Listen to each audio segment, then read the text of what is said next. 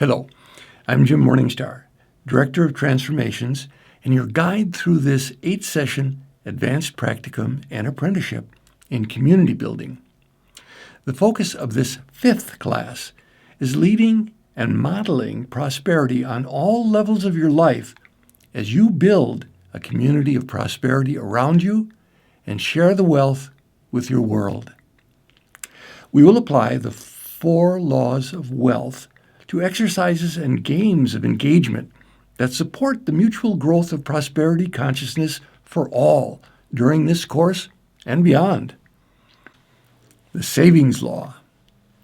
The 3rd law of wealth is the savings law, and it states a basic principle of abundance. If you can save money, you always have, quotes, more than enough. It's reinforced by 2 affirmations in this regard. 1, a part of all I earn is mine to keep. 2, if you use an interest-bearing savings account, my income increases every day whether I'm working, sleeping, or playing. In the Creative Life Series Prosperity Seminar, the game we play to illustrate this principle is called the accounts game. This involves systematically designating a percent of all your income to go into certain categories to be kept for specific regular expenditures like rent, food, utilities, entertainment, etc., or occasional expenditures like large purchases account for a refrigerator or a car, or an investment account, or a vacation account, which you let accrue until needed. Now, once you've allocated your income into each of 4 or 5 major categories, which include all your monthly expenses and keep track of all your expenditures for 3 months, you're in a position to see where your money goes and in what proportions. Then you may choose to experiment with these proportions. Here's where the community can come in. The accounts game played in community is a true sharing of the wealth. What we look to do is consciously reduce the amount you are spending on one or more of these categories via community input. Now, in the past, participants reduced their food expenditures, for example, by using their culinary expertise. Since they enjoyed to cook, say, once a week for members of their community who paid for the groceries, which included food for the cook, they all got a quality community meal. The cook got free meals and leftovers, and the community members saved the extra money they would have paid for restaurant food or carryout. Plus, they all had a quality time of eating together. This was simply one creative idea of sharing the wealth.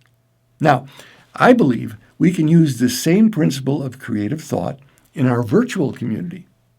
This will come in the form of sharing how we creatively reduce our expenses while increasing the quality of our lives, or at least not decreasing it. So take handout 3, savings law, and in section 1, food expenditures. Write 3 ways I could reduce my food expenditures this month while maintaining or improving the quality of my life are. Now, this is not a commitment to do any of these ways at this point. It's just a brain or heart-storming creative exercise to plant seeds.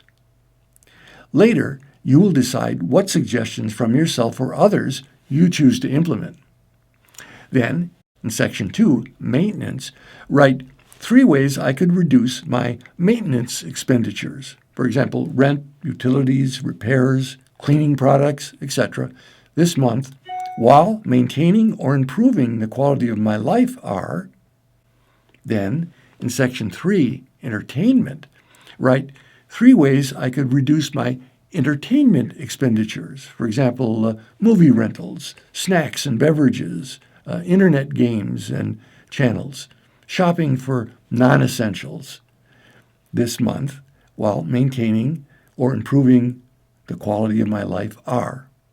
And then in section 4, large purchases, write 3 ways I could acquire or save for large purchases, for example, a vacation, appliances, electronics, automobile, investment capital, this month without needing cash or reducing the cash needed for them are. Now, these are all intended to limber up your creative thinking, not commit you to any one specific plan of action. Finally, complete Section 5, Action Plan. Pick one way in each of the areas of food, maintenance, entertainment, and large purchases in which you will focus on saving in the next month and a step towards that. Now, you've already written 3 options in each area, but a new one may come as you are completing Section 5. Use whatever gives you just the right stretch. Also, be fully open to letting the seeds you plant grow into action for yourself or others in other areas of your life over the next month or beyond. Complete Handout 3 and come back to the video. Sharing the wealth. Now, if you're willing, put your Handout 3 in a PDF document or a Word document and share it with members of your community. This spreads creative thinking in an amazing way.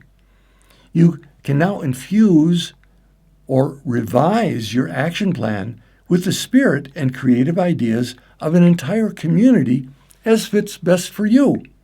Your resources have just increased exponentially, as has your prosperity consciousness. The investing law. The fourth and final law of wealth is the investing law, making income work for you by increasing the capacity for others to earn and spend. Affirmations for this include 1. All my investments are profitable. 2. I always reinvest part of my income in myself and others. Investment security is created by, first, knowing yourself, and second, your ability to set up sound financial structures. Fair and just agreements within yourself and with others makes investing work. I must first be clear with myself that whatever portion of my resources I put into an investment is not putting my sense of well-being in jeopardy, such that I'm living in survival fear and thereby transferring the responsibility to others to save me or fulfill me. An investment involves a faith that whatever resources I extend to others will produce a reward for all. This reward may not always come as I first expect. However, if I've made an agreement with myself that all my investments are profitable, then I will apply myself till I find the reward in it. A major example of this was early in my career in the 1970s as a teacher of the Creative Life series and the Prosperity Consciousness Seminar. One of my respected teachers who taught this seminar and was always on the lookout for investments that promoted positive values in the world offered me an opportunity.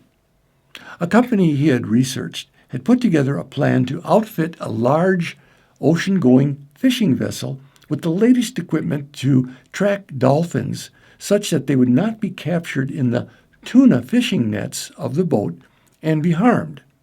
This dolphin-safe fishing technology was even endorsed by the son of a world-famous marine ecologist. The window of opportunity was only several days to invest, but promised a substantial reward on the investment. I decided, with somewhat reluctant agreement of my wife, to go all in and not only invest a good portion of our savings, but to extend this generous offer to my family and friends, signing a promissory note to each of them to return the money with a healthy 12% investment return. I pulled together $40,000 in about 24 hours to make it a win for my family and community. Now, This was a substantial sum of money for me in the late 70s. The return on the investment kept getting delayed beyond the expected timeline originally announced. It became evident when it came time for me to repay community members from whom I had borrowed that the money to repay them was not going to come in from the tuna boat. So I had to figure out ways to repay them with the interest that I had promised in a timely manner. I kept my agreements with them, and I was still hoping that my ship would come in. The following year, a student of mine who was fairly successful after I told him he should stop coming to seminars by me and other people and start creating his own. Well, subsequently, he was invited on the Oprah Winfrey Show twice, was in town at my request to teach a prosperity seminar. Now, he was saying that one of the large impediments to prosperity was any resentments that you were holding that had not been forgiven. Now, I thought this was probably true, but couldn't think of anyone I needed to forgive in my life at that time. Well, then it came to me to extend forgiveness in my relationship with my father, which I did within myself in the seminar and felt good about it. Well, the next day, my father called me, a relatively rare occurrence, and at the end of the conversation told me that I didn't need to repay him for the $12,000 I had borrowed from him for the tuna boat investment. It would simply be an early return on my inheritance, as he was also doing the same for my brother, who was getting a $12,000 deduction on buying my parents' home. The timing of these events did seem more than coincidental to me. But the final piece of forgiveness came when I realized I had to forgive myself for, one, giving promissory notes to others on the investment and making good on them, but not getting any security for myself in turning over $40,000, commonly known as a risky non-secured investment. But more importantly, two, putting my hopes for wealth in the hands of others when I had not made the same measure of investment in myself. It was then I decided that only I could make that $40,000 investment pay off by making it a $40,000 lesson in self-empowerment. I decided that what I had to offer in the world was worth my full investment, and I went all out in starting Transformations Incorporated, that is, embodying transformations, which includes the School of Spiritual Psychology that grew into a 3-year program, and the creative consulting and counseling services, which at one time had 7 holistic therapists working full or part-time in it. I got a small business loan to buy a building, which I easily paid off, and now still own and houses virtual programs as well as in-person, and a small studio in which I've created over 300 free educational and inspirational YouTube videos, and in which I'm making this video now. My true prosperity is in the communities that have surrounded me for 33 years in person and now have extended to global virtual communities. Indeed, I have downsized as is appropriate to this time in my career, so I can spend more time in training others in breathwork and community building. This is my passion, and I'm still grateful to those teachers and family who invested in me and the guidance which woke me up to start investing in myself. We are all the heroes and heroines of our own story if we have the courage to rewrite our old programs and cash in on investments we formerly labeled as failures or mistakes. Each one of these has a treasure for us if we're willing to forgive ourselves and release ourselves from the bondage of judgment. So let's practice this by taking handout 4, investment law, and in section 1, forgiveness, write A, 3 elements of my life for which I now forgive myself completely. And that's meant to also include those elements for which I've only partially forgiven myself. And B, the valuable lessons I now take from each to free myself are. Complete section 1 and come back to the video.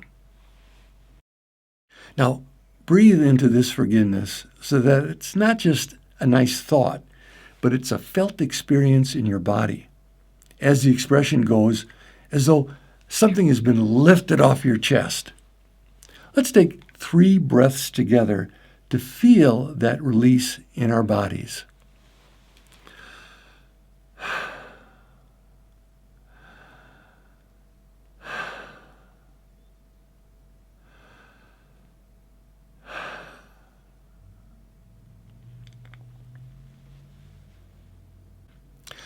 Now, if you've not completed section 1 yet, remember to take these releasing breaths after you have. Now, we hit pay dirt in the prosperity consciousness excavation of our psyches that we've been doing. Take handout 4, and in section 2, self-investment, write A, 3 investments in myself I'm willing to make starting this month are, and B, 3 steps with timelines I'm willing to take towards these investments are. Now, these investments can be in any enriching form, from exercise and diet to education and training to relationships or material goods. Notice that the return does not have to be in the next month, just the commitment and initiating the investment. Complete section 2 and come back to the video. Finally, we practice sharing the wealth, which is like water and sunlight to our seeds of investment. My sense of prosperity has grown exponentially over the years as I've shared the best of what I have with community. Yes, I've earned a good living monetarily in the process, but that's a tiny portion of what I feel is my true prosperity. The value of anything is proportional to the intimacy of your imagination with relationship to the resources it provides you in your life. Money can provide certain resources, but the quality of my relationships, for me, provides emotional, mental, and spiritual resources beyond compare. They say you can't take it with you, which is true of your material possessions, but I personally believe we can and do take with us the qualities of love we've cultivated in our time on earth. Again, here's our chance to practice this principle. Take handout 4, and in section 3, community investments, write A, 3 investments I'm willing to initiate in my community this month are, and B, 3 steps with timelines I'm willing to take towards these investments are. These investments can be in any form, from deepening relationships with some of the community members, joining someone else's class, or co-creating a class, event, or project with someone, contributing to the class email thread, or praying for the group's well-being each night. Whatever speaks to your heart and perhaps stretches you just the right amount. That's what gives it value for you and profits everyone. Complete section 3 and come back to the video with a smile if you can. I said come back with a smile if you can because sometimes there's a thin line between completing an exercise because you're supposed to, completing an exercise because even though it's a challenge, you have faith it will be rewarding for you, or completing an exercise because you've made a commitment to get the best for yourself and all involved in your community. Throughout my career as a teacher, workshop, course, and training creator, I've always known I'm on the right track when, in preparing a class exercise, there's a tinge of fear that comes up in me, as I know I'm committed to do whatever I'm asking others to do. This fear is a sign that I'm approaching the boundaries of my own vulnerability, my own safe playground, if you will. It signals to me that I have an opportunity to stretch myself and open the boundaries of my playground to invite in more people and circumstances into my growing circle of safety. It's been what has prompted me to invite you to play with me and other like-spirited companions in watching this video. My prosperity consciousness has grown just in knowing you've come this far in participating with me in the mission of increasing love and light on our planet. I'm grateful to you for this. Holding you in my heart as fellow travelers on the road home, I send and receive blessings for our circle and all sentient beings. Till next class. Blessings in light and love.